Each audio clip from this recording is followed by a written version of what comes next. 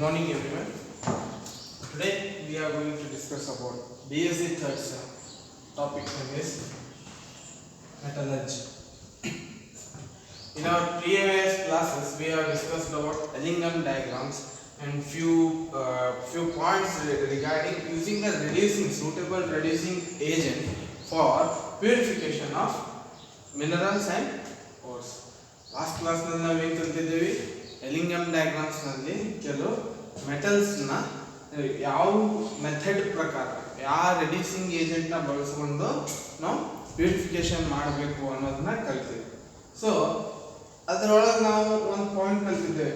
Carbon is a good reducing agent. ಅಂದ್ರೆ Ellingham diagram ನಲ್ಲಿ carbon ಏನಾಗಿತ್ತಪ್ಪ ಅಂದ್ರೆ ಟೆಂಪರೇಚರ್ ಇನ್ಕ್ರೀಸ್ ಆದಾಗ ಡೆಲ್ಟಾ ಜಿ ನಾಟ್ ವ್ಯಾಲ್ಯೂ ಏನಾಗಲಿಕ್ಕತ್ತೈತಿ, ಇನ್ಕ್ರೀಸ್ ಆಗ್ಲಿಕ್ಕತ್ತೈತಿ. ಕಾರ್ಬನ್ ಒಂದೇ ಮಾತ್ರ ಏನಾಗ್ಲಿಕ್ಕತ್ತಿತ್ತು, increase in temperature, increase in delta G naught. But ಉಳಿದೆಲ್ಲ ಏನಾಗ್ತಾ ಇತ್ತು, increase in temperature, increase in Gibbs free energy. Carbon ಮಾತ್ರ ಏನಾಗ್ಲಿಕ್ಕತ್ತಿತ್ತು, ಕಾರ್ಬನ್ದು ಇನ್ಕ್ರೀಸ್ ಆದ temperature delta G naught value ಏನಾಗ್ಲಿಕ್ಕತ್ತಿತ್ತು, ಡಿಕ್ರೀಸ್ ಆಗ್ತದೆ ಬರ್ತಿತ್ತು. ಅಂದ್ರೆ ಹೈಯರ್ ನೆಗೆಟಿವ್ ವ್ಯಾಲ್ಯೂ ಒಳಗೆ ಹೊಂಟಿತ್ತು. ಬಟ್ ಉಳಿದಿದ್ದೆಲ್ಲ ಏನಾಗ್ಲಿಕ್ಕತ್ತಿದ್ದು ನೆಗೆಟಿವ್ ಇಂದ ಪಾಸಿಟಿವ್ ಕಡೆ ಹೊಂಟಿದ್ದು. So the relative efficiency of, ಈಗ ಇಲ್ಲಿ ಎರಡು ಬರ್ತಾವ, ಒಂದು ಕಾರ್ಬನ್ ಬರ್ತೈತಿ, ಒಂದು ಕಾರ್ಬನ್ ಮೊನಾಕ್ಸೈಡ್ ಬರ್ತೈತಿ. ನೀವು ಲಾಸ್ಟ್ ಕ್ಲಾಸ್ ನಲ್ಲಿ ಹೇಳಿದ್ದೆ, ಕಾರ್ಬನ್ ಆಕ್ಸಿಜನ್ ಜೊತೆ ಟ್ರೀಟ್ ಮಾಡಿದಾಗ either it can form as a carbon dioxide or it can form as a monoxide. So carbon ಮತ್ತು carbon monoxide ಒಳಗೆ which is relative efficient reducing agent? Carbon reducing agent ಚಲೋ ಐತೋ, carbon monoxide reducing agent ಚಲೋ ಐತೋ, ಇದರ efficiency ಹೆಚ್ಚಿಗೆ ಐತೆ ಅನ್ನೋದು ನಾವು ಈ ಡಯಾಗ್ರಾಮ್ ನಲ್ಲಿ ತಿಳಿಸ್ತೀವಿ. So here you can see that there is been a graph against delta G naught versus temperature. Delta G naught versus temperature ಏನು ಹಾಕಿನಿ, ಗ್ರಾಫ್ ಹಾಕಿನಿ. ಸೊ ನಾವು ಇಲ್ಲಿ ಮೂರು ಇಕ್ವೇಶನ್ ಗಳನ್ನ ನೋಡಬಹುದು. ಒಂದು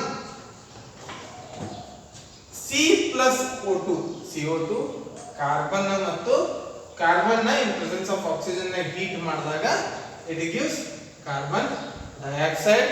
next 2 carbon presence of oxygen, ಎರಡು ಕಾರ್ಬನ್ ಆಟಮ್ ನ ಆಕ್ಸಿಜನ್ ಪ್ರೆಸೆನ್ಸ್ ನಾಗ ಇದ್ದಾಗ ಹೀಟ್ ಮಾಡಿದಾಗ ಏನಾಗ್ತೈತಿ,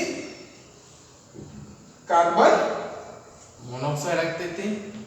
next 2 carbon monoxide plus presence of oxygen 2CO.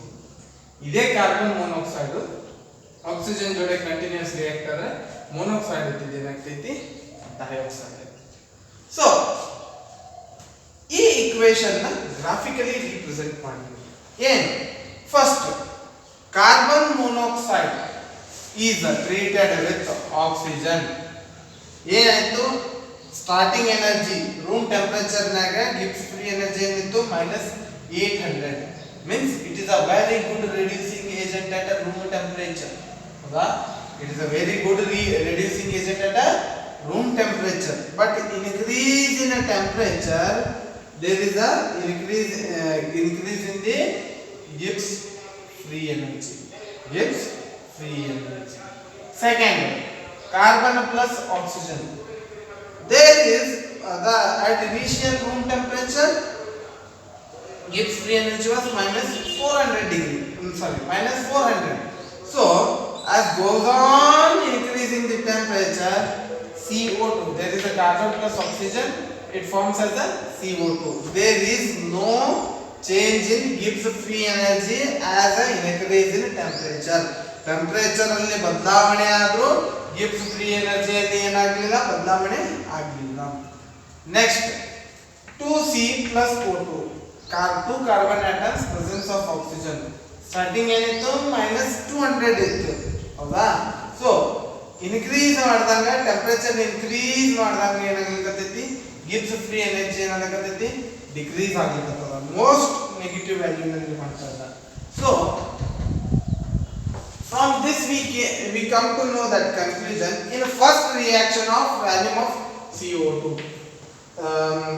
CO2 produced in the same amount of oxygen is used, hence there is no change in entropy, so delta G naught does not change in the temperature. ಇಲ್ಲಿ there is no change in entropy, randomness ನಲ್ಲಿ ಅಥವಾ randomness ನಲ್ಲಿ ಏನು disordernesss ಏನು ಇಲ್ಲ. So ಹಾಗಾಗಿ ಇಂದ entropy ಒಳಗೆ ಏನು ಚೇಂಜ್ ಆಗಲಾರ ಕಾರಣ ಸಂಬಂಧ ಡೆಲ್ಟಾ ಜಿ ನಾಟ್ ವ್ಯಾಲ್ಯೂ ಒಳಗೂ ಏನೂ ಆಗೋದಿಲ್ಲ. ಸೊ ಕನ್ಸಿಸ್ಟೆನ್ಸಿ ಆಗಿ ಉಳಿದಿರ್ತೈತಿ ಮೊದಲನೇದ್ದು.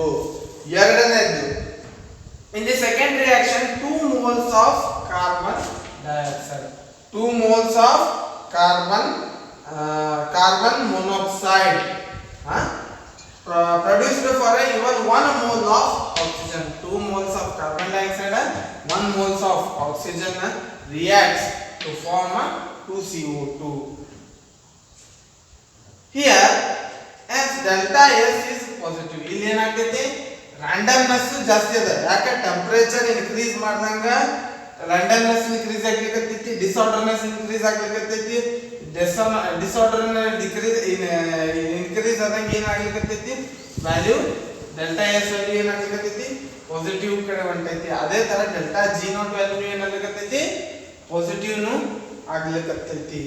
So therefore the slope of the formation of carbon monoxide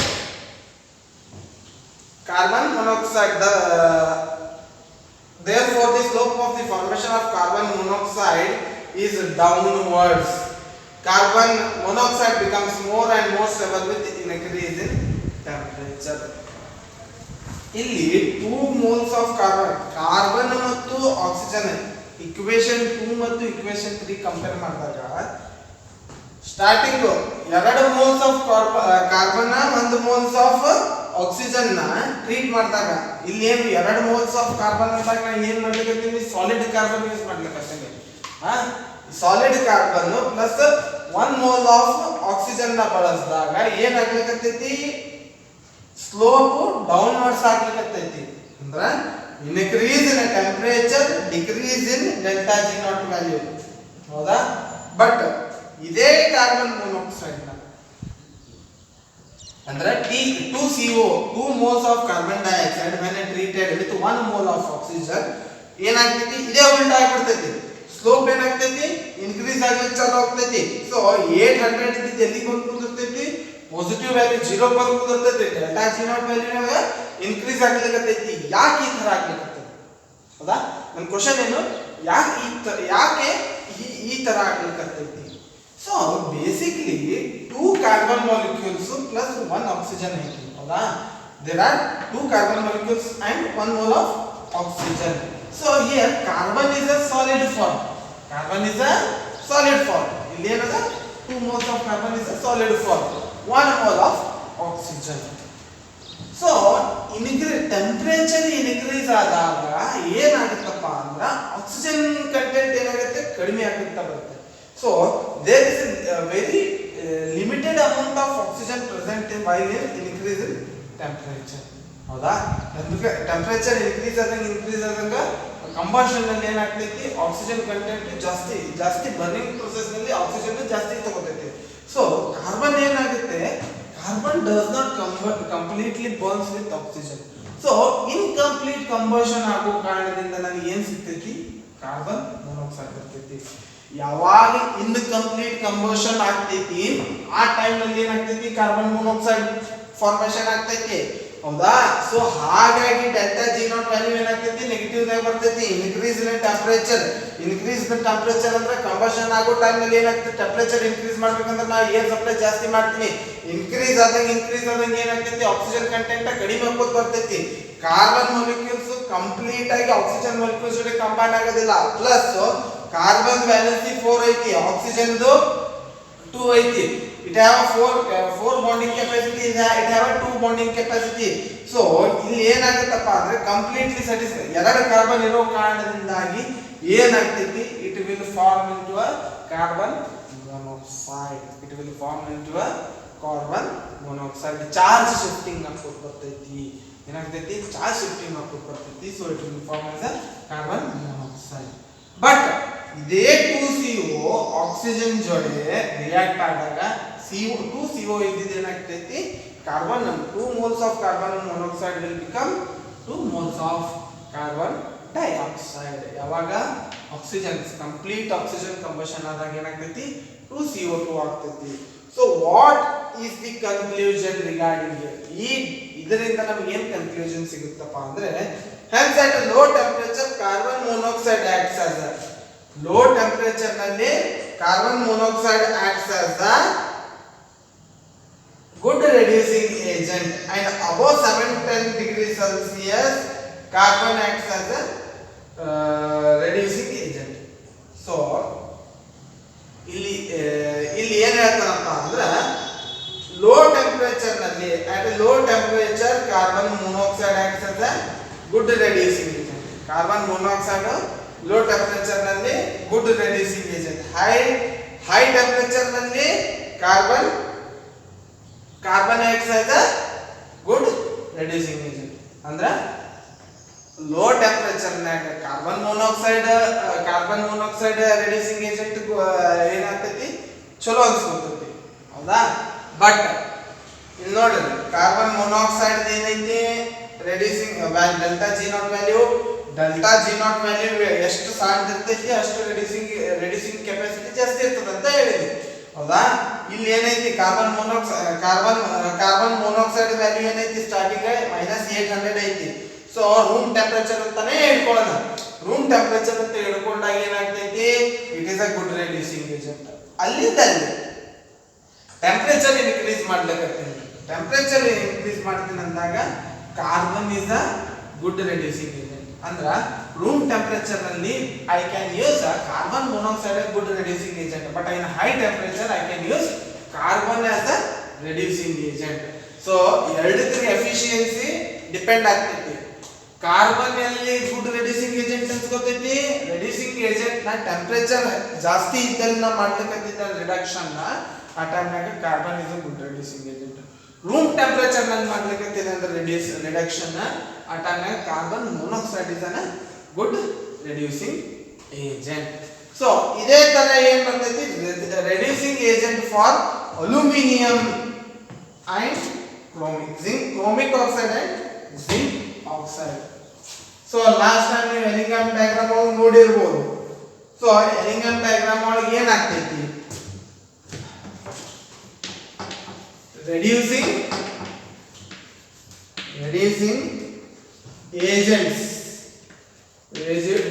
agents for chromic oxide and zinc oxide. chromic oxide ಮತ್ತು zinc oxide ನ ರಿಡ್ಯೂಸ್ ಮಾಡೋ ಸಂಬಂಧ ಯಾವ ಏಜೆಂಟ್ ನ ಬಳಸ್ತೀವಿ. ಸೊ ನಮಗೆಲ್ಲರಿಗೂ ಗೊತ್ತಿರೋಂಗ ಲೋವೆಸ್ಟ್ ಯಾವ್ದೈತಿ ಕ್ಯಾಲ್ಸಿಯಂ ಆದ್ಮೇಲೆ ಏನೈತಿ next metalloid is aluminium. So aluminium ಏನಾಗ್ಲಿಕ್ಕತ್ತೈತಿ ಒಂದು ಸರ್ಟೈನ್ ಟೆಂಪರೇಚರ್ ಆದ್ಮೇಲೆ ಏನಾಗ್ತೈತಿ ಡೆಲ್ಟಾ ಜಿ ನಾಟ್ ವ್ಯಾಲ್ಯೂ ಏನಾಗ್ತೈತಿ ಇನ್ಕ್ರೀಸ್ ಆಗ್ತಿರ್ತದೆ. But it can reduce all the metals because aluminum have a higher electron affinity than compared to any molecules. So aluminum ಅನ್ನೋದೇನು ಮೆಟಲೈಡ್. So it has a high electron affinity. So ಏನಾಗುತ್ತಪ್ಪ ಅಂದ್ರೆ delta G naught value for aluminum for aluminum is very less, or it is delta G naught value for aluminum is more negative than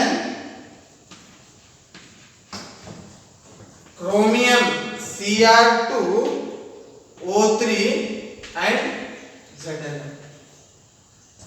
delta G naught value of aluminum ಏನೈತಿ chromium oxide ಮತ್ತು zinc oxide. Chromium ಮತ್ತು zinc oxide ಗಿಂತ delta G naught value of aluminum is more. So it has a more electron affinity. So what happens? Thus the formation of Al2O3 is more spontaneous. Aluminium is also reducing agent, chromium is also reducing agent, but aluminium is more spontaneous. For example, ಈಗ 10 ವೋಲ್ಟಿನ bulb ಬೆಳಕು ಕೊಡ್ತೈತಿ, 20 ವೋಲ್ಟಿನ bulb ಬೆಳಕು ಕೊಡ್ತೈತಿ. But 20 ವೋಲ್ಟಿನ ಬಲ್ಬಿನ ಬೆಳಕು ಬಹಳ ದೂರ ತನಕ ಹರಡುತ್ತೆ. ಆದ್ರೆ 10 ವೋಲ್ಟಿನ ಬಲ್ಬ್ ಬೆಳಕು ಸ್ವಲ್ಪ ದೂರ ತನಕ ಹರಡುತ್ತೆ. ಆದ್ರೆ 20 ವೋಲ್ಟಿನ ಬೆಳಕನೇ ಬೇರೆ ಇರ್ತೈತಿ, ಅಂದ್ರೆ ಜಾಸ್ತಿ ಬೆಳಕು ಸಿಗ್ತೈತಿ. ಆದ್ರೆ 10 ವೋಲ್ಟಿನ ಬೆಳಕು ಒಳಗೆ ನಾವು ನಾರ್ಮಲ್ ಎಷ್ಟು ಬೇಕೋ ಅಷ್ಟೇ ಸಿಗುತ್ತೆ. ಅದೇ ತರ ಅಲ್ಯೂಮಿನಿಯಂ 20 ವೋಲ್ಟಿನ ಬಲ್ಬ್ ಇದ್ದಾಗ, ಕ್ರೋಮಿಯಂ ಏನೋ 10 ವೋಲ್ಟಿನ ಬಲ್ಬ್ ಇದ್ದಾಗ, ಅಲ್ಯೂಮಿನಿಯಂ ಕೆಪಾಸಿಟಿ ಹೆಚ್ಚಿಗಿರೋದ್ರಿಂದ aluminium can reduce. Aluminium delta G naught value more negative ಇರೋದ್ರಿಂದ aluminium can reduce chromium and zinc. So hence what happens here for the reduction, hence aluminum powder can be used as a reducing agent. Aluminum powder is used for reducing agent. ನಾ ಏನು ಮಾಡ್ತೀನಿ, aluminium powder use ಮಾಡ್ತೀನಿ. ಏನು reduction ಸಂಬಂಧ process ಏನಂತ ಗೊತ್ತೇನ? ಅಲ್ಯೂಮಿನೋ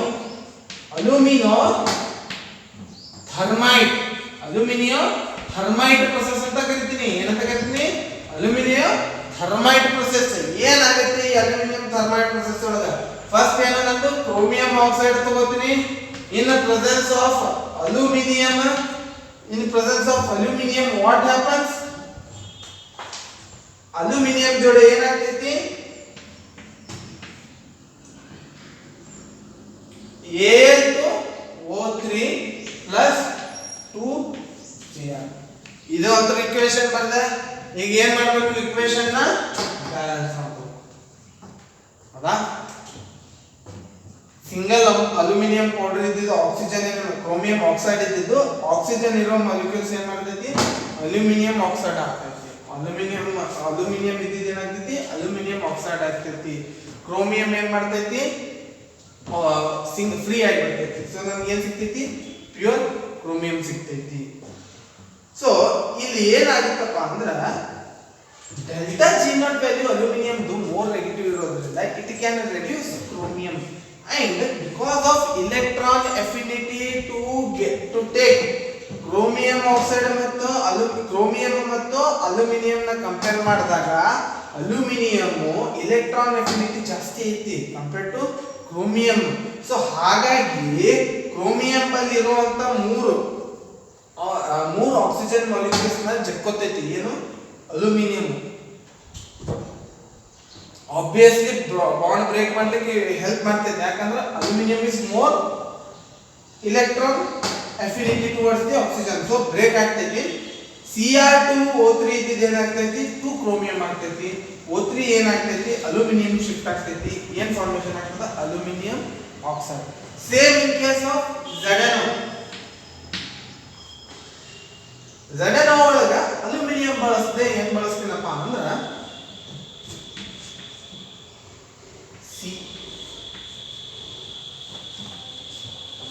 ZnO zinc oxide.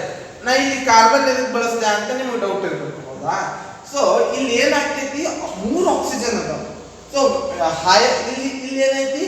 ಒಂದೇ oxygen ಐತಿ. So it is a zinc oxide, it is a ಕ್ರೋಮಿಕ್ oxide. ಇಲ್ಲಿ ಮೂರು ಆಕ್ಸಿಜನ್ ಇದೆ. ನಂಬರ್ ಆಫ್ ಆಕ್ಸಿಜನ್ ಕಂಟೆಂಟ್ ಜಾಸ್ತಿ ಇರೋದ್ರಿಂದ ನಾ ಏನ್ ಮಾಡ್ಲಿಕತ್ತೀನಿ? ಅಲ್ಯೂಮಿನಿಯಂ ಯೂಸ್ ಮಾಡ್ಲಿಕತ್ತೀನಿ. ಬಟ್ ZnO ಒಳಗೆ ಏನಾಗ್ತೈತಿ? ಒಂದೇ ಆಕ್ಸಿಜನ್ ಐತಿ. So here carbon is the best reducing agent to remove ZnO. So ಇಲ್ಲಿ ಏನಾಗ್ತದಪ್ಪ ಅಂದ್ರೆ Zn plus CO. Carbon is reacted with zinc oxide to form a carbon monoxide and gives us zinc as a pure metal. So thus carbon is a more stable than zinc oxide. Zinc oxide ginta carbon monoxide is more stable. It is a more stable. At higher temperature of delta G naught value is more negative used for the formation of carbon monoxide to compare the formation of ZNO. It indicates that carbon has a more affinity of oxygen. Carbon ka more affinity ಐತಿ, 4ದ valency ZNO plus 1 ಒಂದೇ ಐತಿ. So affinity ಇರೋದ್ರಿಂದ ಏನ್ ಮಾಡ್ತೈತಿ, ಪಟ್ಟ ಜಪ್ಕೊಂಡ್ ಬಿಡ್ತದ oxygen ನ ZN ದಿಂದ ಪಟ್ಟ ಜಪ್ಕೊಂಡ್ ಬಿಡ್ತೈತಿ to form as an carbon monoxide. Double bond formation ಆಗ್ತೈತಿ, C ಡಬಲ್ ಬಾಂಡ್ O ಆಗ್ತೈತಿ. So carbon monoxide is a it is a more spontaneous than zinc oxide. zinc oxide ಮತ್ತು ಕಾರ್ಬನ್ ಮೊನಾಕ್ಸೈಡ್ ಅನ್ನು check ಮಾಡಿದಾಗ carbon monoxide is more spontaneous, ಅಂದ್ರ ಕ್ರಿಯಾಶೀಲತೆ ಹೊಂದಿದೆ. Carbon monoxide ಹೆಚ್ಚಿನ ಕ್ರಿಯಾಶೀಲತೆ ಹೊಂದಿದೆ. Zinc oxide ಗೂ ಕ್ರಿಯಾಶೀಲತೆ ಐತಿ, ಕಾರ್ಬನ್ ಮೊನಾಕ್ಸೈಡ್ ಗೂ ಕ್ರಿಯಾಶೀಲತೆ ಐತಿ. ಆದ್ರೆ ಜಿಂಕ್ ಆಕ್ಸೈಡ್ ಕಡಿಮೆ ಐತಿ, ಕಾರ್ಬನ್ ಮೊನಾಕ್ಸೈಡ್ ಜಾಸ್ತಿ ಐತಿ. This is all about your reducing agents using the suitable reducing agent for suitable compounds using the Ellingham diagram. ಇವೆಲ್ಲ ನಾವು ಏನು ಮಾಡ್ತೇವೆ ಅಂದ್ರೆ Ellingham diagram ಅನ್ನೋದನ್ನ ಒಂದನ್ನ ಇಟ್ಟುಕೊಂಡು ಯಾವ ಮೆಟಲ್ಸ್ ಗಳಿಗೆ ಯಾವ ರೆಡ್ಯೂಸಿಂಗ್ ಏಜೆಂಟ್ ಯೂಸ್ ಮಾಡಬೇಕು, ಯಾವ ತರ ರೆಡ್ಯೂಸಿಂಗ್ ಏಜೆಂಟ್ ನ ಯೂಸ್ ಮಾಡಬೇಕು ಅನ್ನೋದು ನಮಗೆ ಎಲ್ಲಿ ಗೊತ್ತಾಗುತ್ತಪ್ಪ ಅಂದ್ರೆ Ellingham diagram. Ellingham diagram 5 marks in question ಐತಿ, ಹೌದಾ? 5 ಮಾರ್ಕ್ಸ್ ಇನ್ ಕ್ವೆಶ್ಚನ್ ಐತಿ. ಇವ್ರು ಬೇಕಾದ ಒಂದು ಕೇಳ್ತಾನೆ, ಎಲ್ಲಾ ಕಡೆ Ellingham diagram ಹಾಕಿಸಿಂದ ನೀವು ಪಾಯಿಂಟ್ಸ್ ಬರೆದಿರ್ತದೆ. 5 ಮಾರ್ಕ್ಸ್ ಕೇಳ್ದ ಅಂದ್ರೆ 5 ಪಾಯಿಂಟ್ಸ್ ಬರಿಬೇಕು. Ellingham diagram ಲಾಸ್ಟ್ ಕ್ಲಾಸ್ ನಲ್ಲಿ ಬರ್ತಿದ್ದೆ, ಇದನ್ನು 5 ಮಾರ್ಕ್ಸ್ ಬರ್ತೈತಿ. ಏನ್ ಕೇಳಬಹುದಪ್ಪ ಅಂದ್ರ ಕಾರ್ಬನ್ ಮೊನಾಕ್ಸೈಡ್ ಮತ್ತು ಕಾರ್ಬನ್ ಅಲ್ಲಿ ಯಾವುದು ರೆಡ್ಯೂಸಿಂಗ್ ಏಜೆಂಟ್ ಯಾವ್ದ್ರದ್ದು ಹೆಚ್ಚಿಗೆ ಎಫಿಷಿಯನ್ಸಿ ಅದ ಅಂತ ಕೇಳ್ತಾನೆ. ನೀವು ಆ ಟೈಮ್ನಾಗ ಏನ್ ಹೇಳಬೇಕು, ಲೋವರ್ ಟೆಂಪರೇಚರ್ ನಲ್ಲಿ carbon monoxide is a good reducing agent, higher temperature ನಲ್ಲಿ carbon is a good reducing agent ಅಂತ ನೀವು ಹೇಳಬೇಕು, ಹೌದಾ?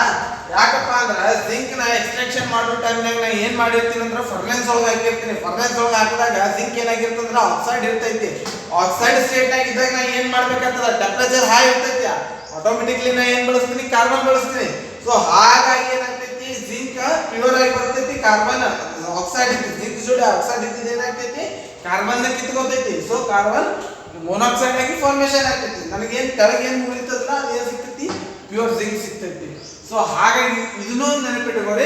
ಅದೇ ತರ ಇವು ಅದರ್ ಮೆಟಲ್ಸ್, ಇದು ಯಾವುದು aluminium thermite process chromic oxide ಮತ್ತು ಜಿಂಕ್ ಆಕ್ಸೈಡ್ ಯಾವ್ಯಾವ ರೆಡ್ಯೂಸಿಂಗ್ ಏಜೆಂಟ್ ನ ಬಳಸ್ತೀವಿ ಅನ್ನೋದನ್ನ ನೀವು ತಲೆಯಾಗ ಇಟ್ಕೋಬೇಕು. So this is all about your metallurgy. Next class ನಲ್ಲಿ we will discuss about extraction, types of metallurgical process, ಯಾವ್ಯಾವ ಪ್ರೊಸೆಸ್ ಮುಖಾಂತರ ಯಾವ್ಯಾವ ಮೆಟಲ್ಸ್ ನ ನಾವು ಎಕ್ಸ್ಟ್ರಾಕ್ಟ್ ಮಾಡ್ತೀವಿ ಅನ್ನೋದನ್ನ ಕಲಿಯೋಣ. Thank you.